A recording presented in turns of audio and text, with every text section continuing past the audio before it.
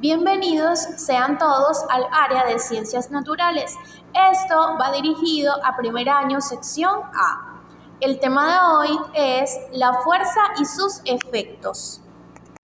La fuerza es toda acción capaz de cambiar el estado de movimiento o de reposo de un objeto o de producir deformaciones físicas en él. La fuerza cuenta con ciertos elementos, en donde se encuentran la dirección, que es la que indica hacia dónde se dirige la fuerza, el sentido, que es la orientación de la fuerza. Esto quiere decir si va hacia arriba, hacia abajo, hacia la derecha o hacia la izquierda. El punto de aplicación, que es el punto sobre el cual se ejerce la fuerza. La magnitud, intensidad o módulo, que es la cantidad de fuerza que se aplica. Dentro de las clases de fuerzas se pueden evidenciar dos tipos.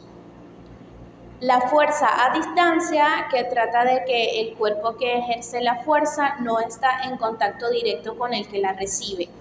Y un ejemplo claro de esto es la atracción de un imán por una tuerca. Esta ejerce una fuerza sobre ella sin necesidad de acercarse. La fuerza de gravedad de la Tierra también actúa de la misma forma. El otro tipo de fuerza que encontramos es la fuerza de contacto. El cuerpo que ejerce la fuerza, en este caso, está en contacto directo con el que la recibe. Por ejemplo, la presión que ejerce una persona sobre el teclado de la computadora o sobre el teclado del teléfono celular. Al ejercer una fuerza de contacto se pueden observar tres tipos. La fuerza normal, que es la que ejerce cualquier superficie sobre un cuerpo apoyado en ella, como por ejemplo una pila de libros sobre un escritorio.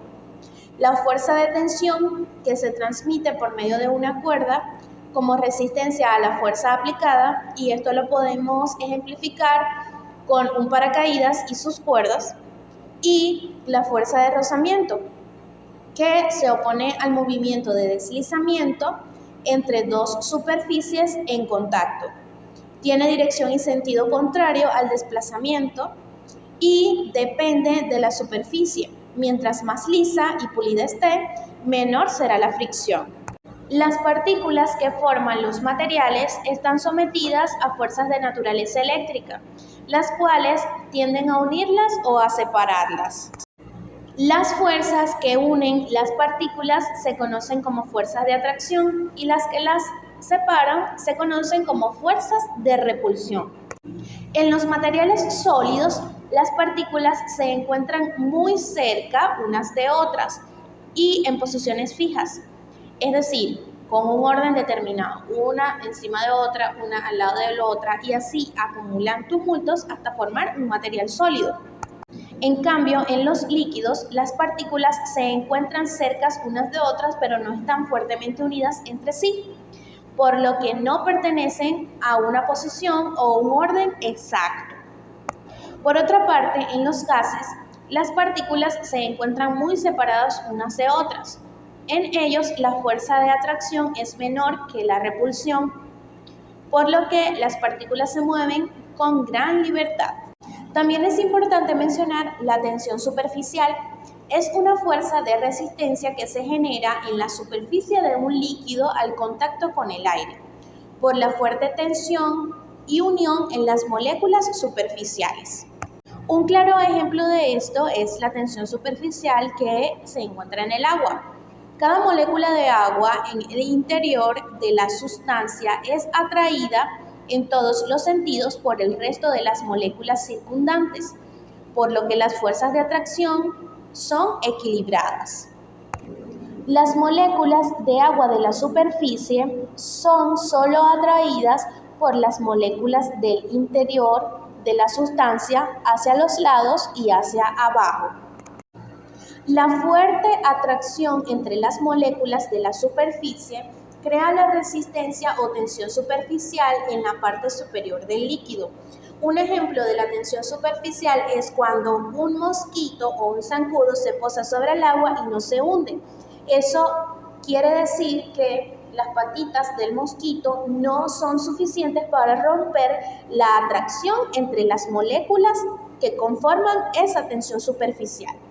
En cuanto a las máquinas simples, estas son aparatos que utilizan una fuerza para realizar un trabajo.